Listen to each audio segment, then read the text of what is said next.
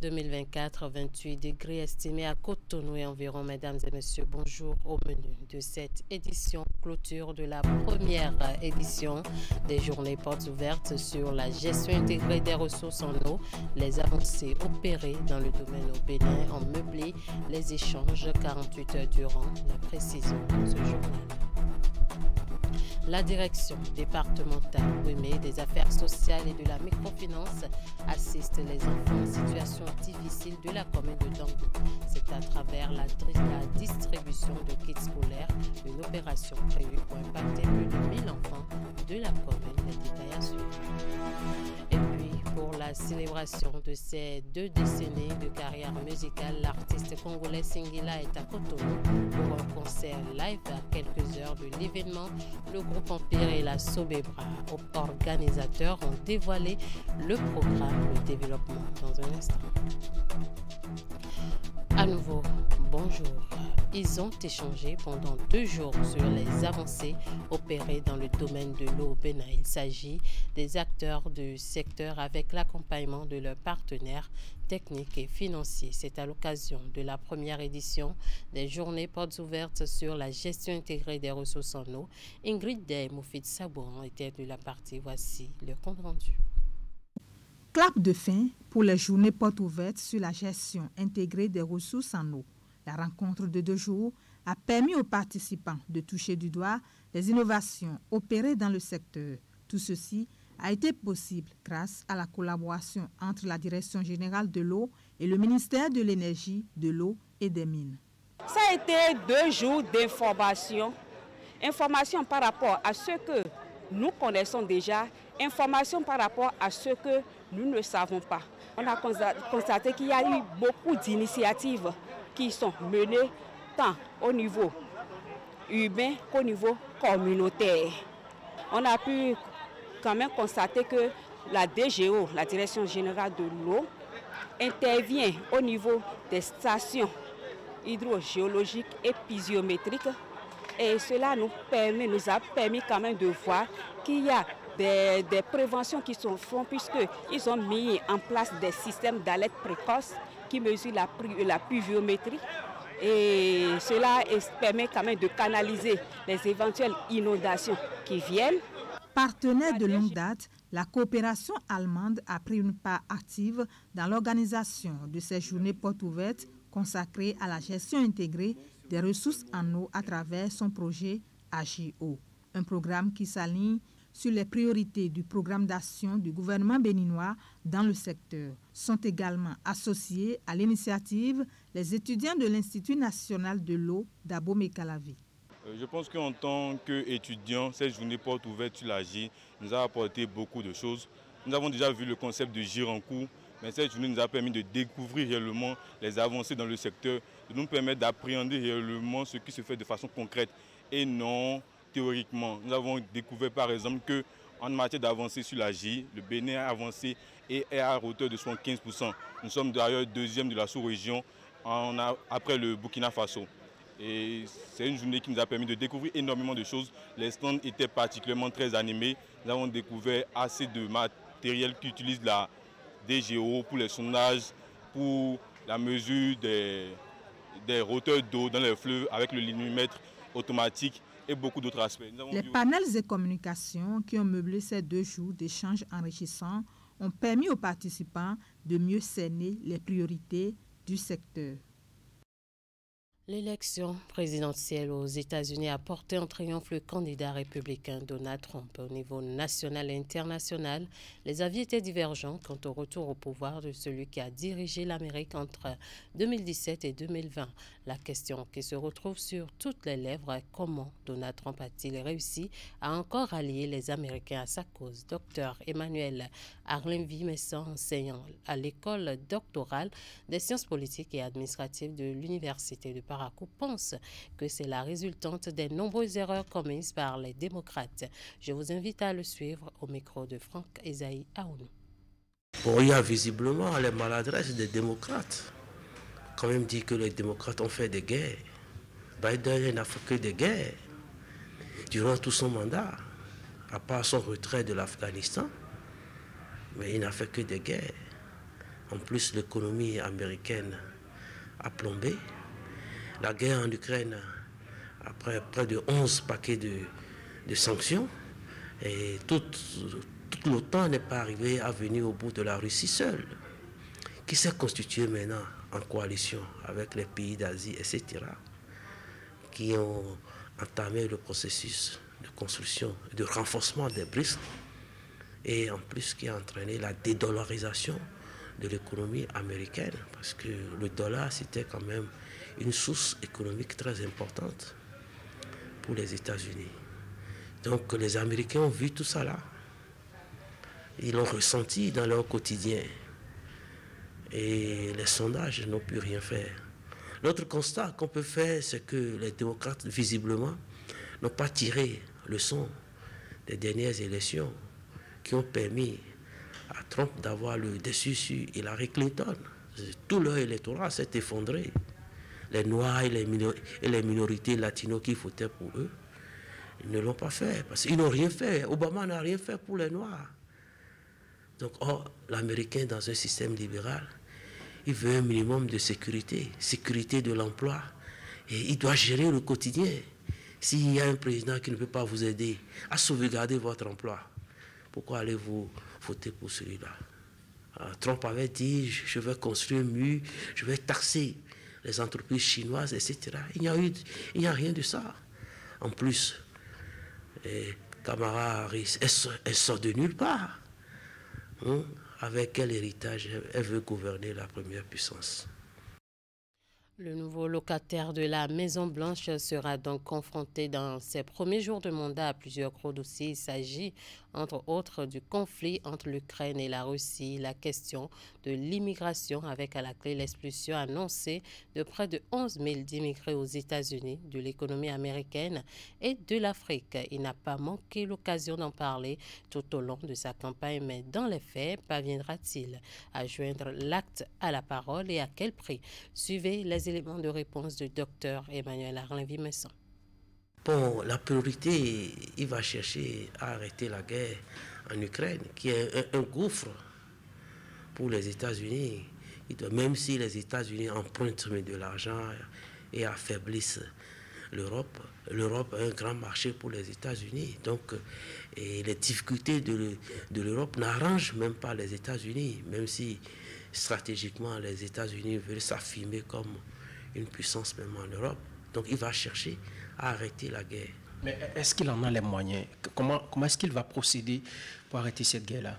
Bon, c'est évident, il a des complicités avec Poutine. Vous ne voyez pas tout le jeu qu'ils ont fait. Poutine a fait semblant de soutenir Kamala Harris, sachant très bien que les Américains ne veulent pas de lui, pour orienter le vote vers Trump. Donc, Trump a un boulevard maintenant pour négocier un certain nombre de choses, tout en faisant attention pour que les Américains ne disent pas que... Et en plus, il a une grande capacité à négocier avec les Chinois, parce que lors de son dernier mandat, il n'a pas hésité à signer des contrats pour que les Chinois achètent le soja américain. Il n'y a eu rien de tout ça là avec Biden. Et la question de l'immigration?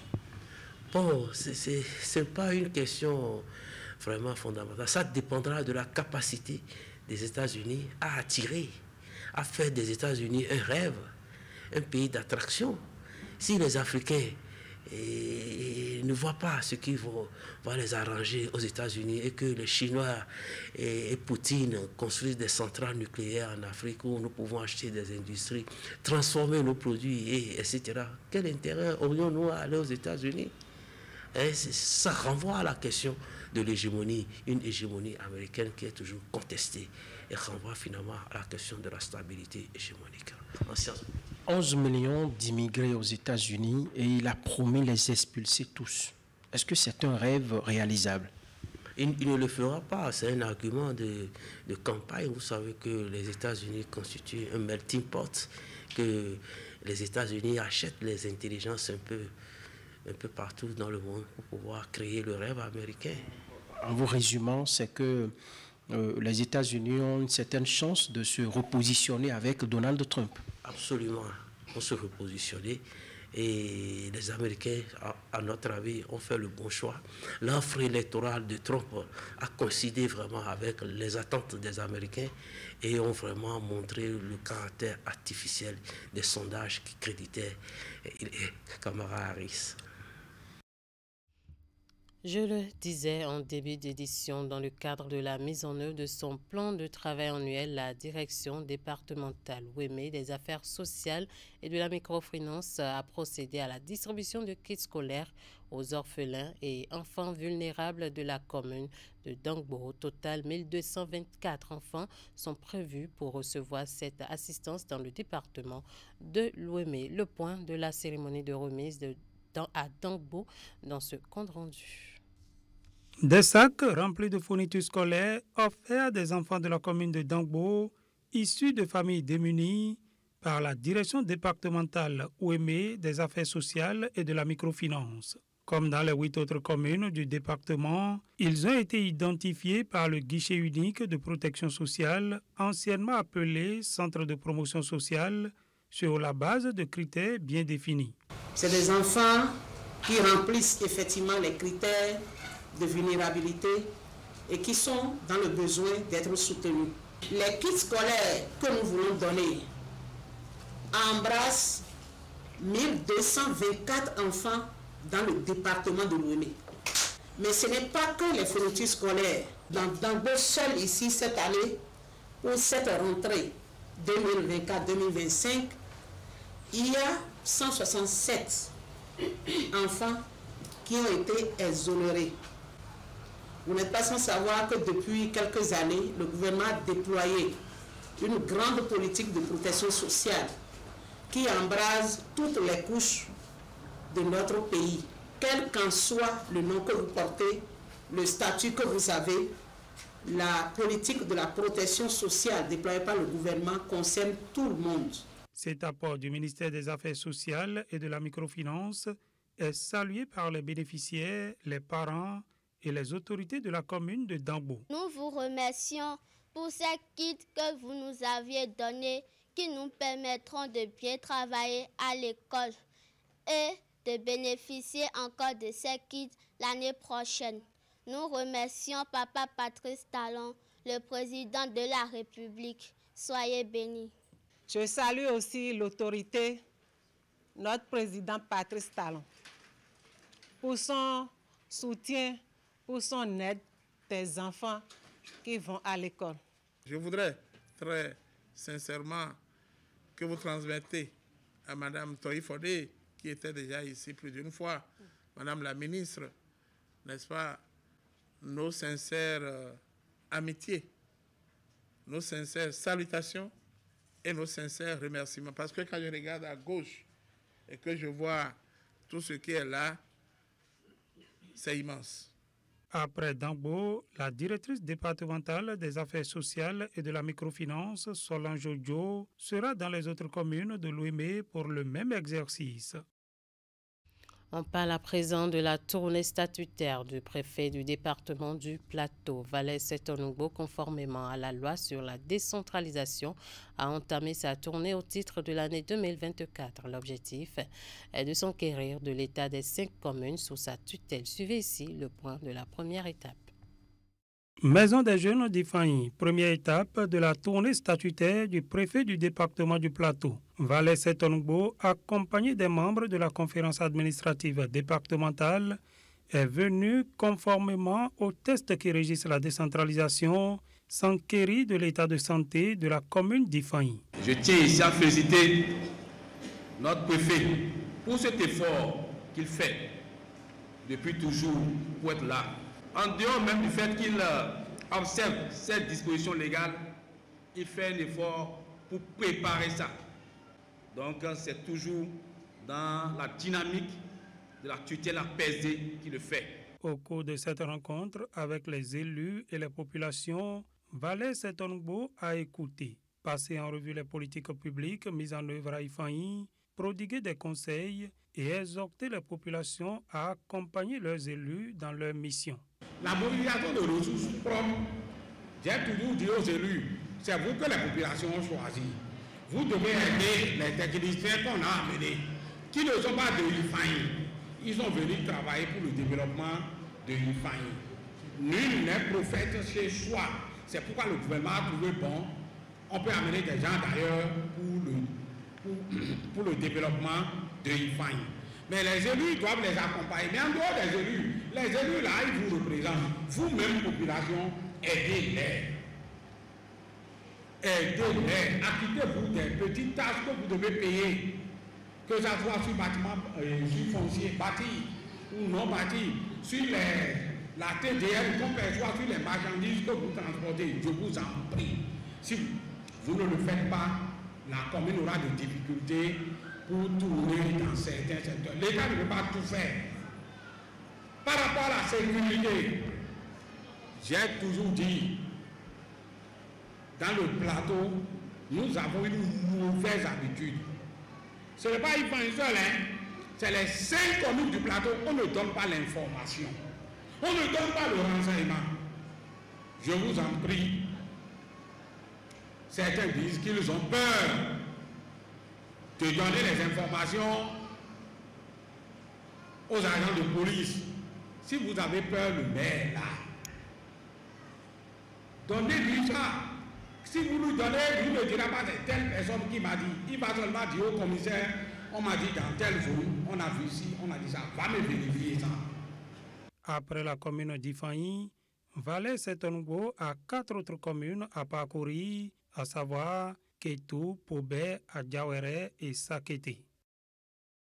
Vous êtes passionné des œuvres musicales de l'artiste international Singila, eh bien, il vous donne rendez-vous le samedi 9 novembre 2024 à Cotonou pour un concert live.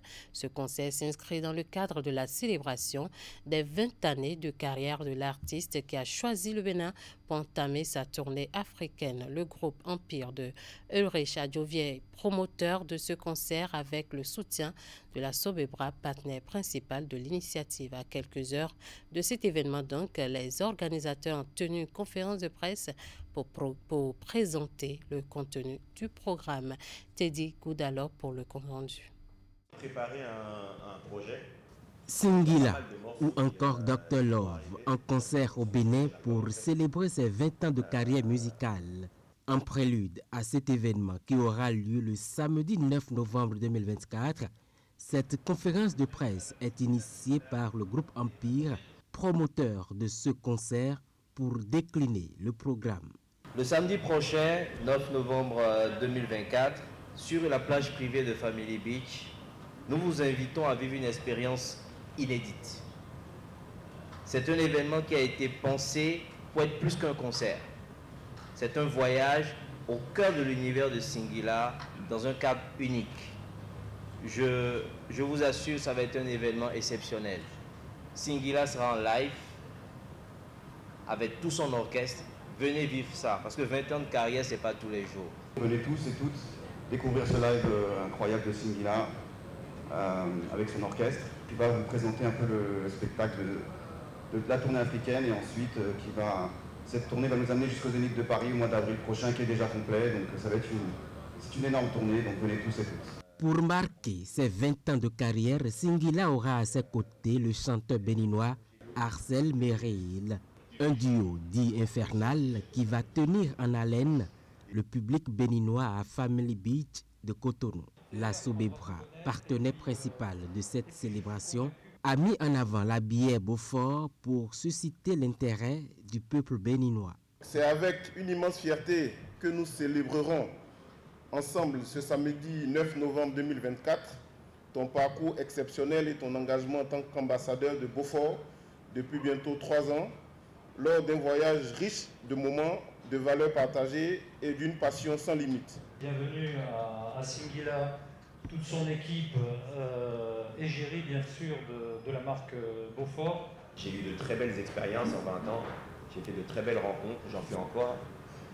J'apprends toujours, donc ce qui fait la longévité d'un artiste, je pense, en tout cas la mienne, c'est justement la passion qui ne bouge pas, qui grandit même, et puis toujours cette envie d'apprendre, d'évoluer, d'écouter, de découvrir. Singila promet un concert époustouflant aux Béninois massivement invités à effectuer le déplacement. Du côté du groupe Empire, toutes les dispositions sont déjà prises pour assurer un concert sûr et sécurisé.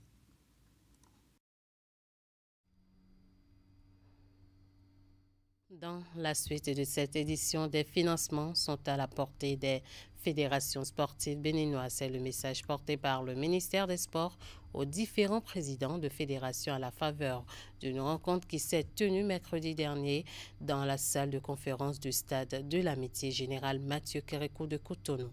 La séance d'échange s'est appesantie sur les paramètres de préparation et de soumission d'un projet sportif. Point de la rencontre avec Maël Leroubelot. On cherchait des subventions pour ça. Donc nous avons postulé à l'appel à candidature et nous avons été retenus. En réalité, c'est quoi le titre du Quand une projet? opportunité frappe à la porte, il faut la saisir. Et pour bénéficier de celle-ci, il faut être informé. Dans les toutes prochaines semaines, l'ambassade de France au Bénin va lancer le projet dénommé « Vivre ensemble par le sport » à l'intention de toutes les fédérations sportives et des organisations de la société civile. Cette rencontre avec les présidents de fédérations, initiée par le ministère des Sports, loin d'être anodine, représente la fenêtre idéale pour leur apporter la bonne nouvelle. Nous avons voulu échanger avec les fédérations, différentes fédérations béninoises aujourd'hui, pour les informer sur les différentes opportunités de financement que le sport offre avec l'ambassade de France et le ministère des Sports. Et l'idée aujourd'hui, c'était vraiment d'informer les fédérations sportives sur ce projet-là et les expliquer comment postuler pour cet appel à projet. Les projets qui auront la chance d'être retenus bénéficieront d'un financement pour la mise en œuvre, pour maximiser ainsi les chances de ces entités. Une fois l'appel à projet lancé, le ministère des Sports a fait le point des erreurs à ne pas commettre, tout en mettant l'accent sur les points clés à respecter pour faire pencher la balance. L'entrevue qu'on vient d'avoir avec le conseiller, ça nous permet aujourd'hui de faire un autre projet aussi sur cet aspect pour pouvoir bénéficier de ce financement parce qu'il est très important pour nous d'avoir des répondants partout au nord. Dans aucun pays, les pouvoirs publics ne peuvent pas tout faire en matière de sport. Et donc nous avons besoin de ce complément-là de soutien, quelle que soit sa nature, pour donc combler, venir en appoint, en accompagnement à l'effort public dans le développement du sport. Malgré les subventions octroyées par le gouvernement aux différentes fédérations, les opportunités de financement sont des occasions à ne surtout pas rater. Et pas forcément des fédérations. Donc l'idée d'aujourd'hui, c'est qu'on échange sur ça. Des séances d'entraînement au basketball et au handball au profit des jeunes venus de 4 communes de l'Atakora. C'est à l'initiative de l'association Les Championnes, partenaires de mise en œuvre du projet Connecter les jeunes de la Liborie et de l'Atakora autour des centres de jeunesse réhabilités. Il s'agit d'un projet du programme régional d'appui aux pays côtiers financé par LRI Creative et l'USAID.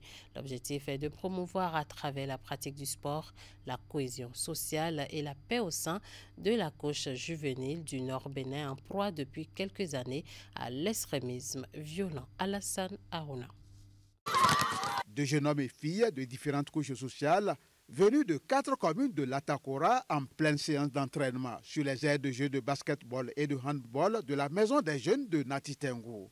L'exercice s'inscrit dans le cadre du projet Connecter les jeunes de la Liborie et de l'Atakora autour des centres de jeunesse réhabilités, mis en œuvre en consortium par Barika dans la Liborie et l'association Les Championnes dans l'Atakora sur financement de LRI Creative et de l'USAID. Le dit projet, inscrit dans le programme régional d'appui aux pays côtiers, vise à promouvoir à travers la pratique du sport la cohésion sociale au sein de cette jeunesse du Nord Bénin, en proie à l'extrémisme violent. La situation sécuritaire que nous vivons maintenant dans le Nord Bénin, c'est dans ce contexte que le projet a été mis en œuvre. La mise en œuvre du projet permet de connecter les jeunes avec les centres de jeunes. Parce qu'avec la situation sécuritaire, les jeunes ne sortent plus, ne fréquentent plus correctement ces centres Et certains de ces centres ont été réhabilités par l'USAID. Tout ça là, c'est de leur permettre d'animer ces centres de jeunes, puisqu'on n'a pas seulement que des autochtones, on a maintenant des réfugiés, il y a les minorités raciales aussi. Donc tout ça là, c'est pour favoriser la cohésion sociale. Sous la supervision des experts venus de la Fédération nationale de handball et de basketball, ces jeunes, pour la plupart amateurs, suivent des tactiques et techniques de base de jeu pour être compétitifs. Et ici, l'objectif, c'est de leur donner les fondamentaux qui puissent permettre, comme je l'ai dit, dans les localités les plus reculées. Il y a des jeunes qui ne sont jamais sortis de leur localité et donc là, ils viennent voir un coach dans cette équipe nationale, ils viennent voir une joueuse professionnelle et qui partagent leur expérience en 2 jours. Ça crée une cohésion sociale et ça permet à ces jeunes de dire « Ah ouais, nous-mêmes là, on veut faire comme telle commune qui est en avance, donc au retour, nous allons travailler pour être en forme et relever le niveau de notre commune. » Renforcer les capacités de ces jeunes dans les 2 disciplines sportives afin qu'ils deviennent les ambassadeurs de paix dans leurs localités respectives, tel est l'enjeu de ce programme. Une mission délicate auquel adhèrent la plupart de ces jeunes. Les 2 associations nous invitent à développer la cohésion sociale, à être des ambassadeurs de paix dans nos différentes localités. Le projet Connecter les jeunes de la Liborie et de la Takora autour des centres de jeunesse réhabilités est prévu pour durer 3 mois. Après ces séances d'entraînement, 32 équipes hommes et dames sélectionnées dans les 4 communes d'intervention du projet devront s'affronter en phase communale. Une phase communale qui sera sanctionnée par la finale qui va opposer les 2 meilleurs clubs de chaque catégorie. C'est sur cette note sportive que prend fin ce Trésor Bénin. Merci de nous avoir suivis. Merci à toute l'équipe de rédaction, de réalisation et de diffusion. Passez un bon week-end en compagnie de nos programmes.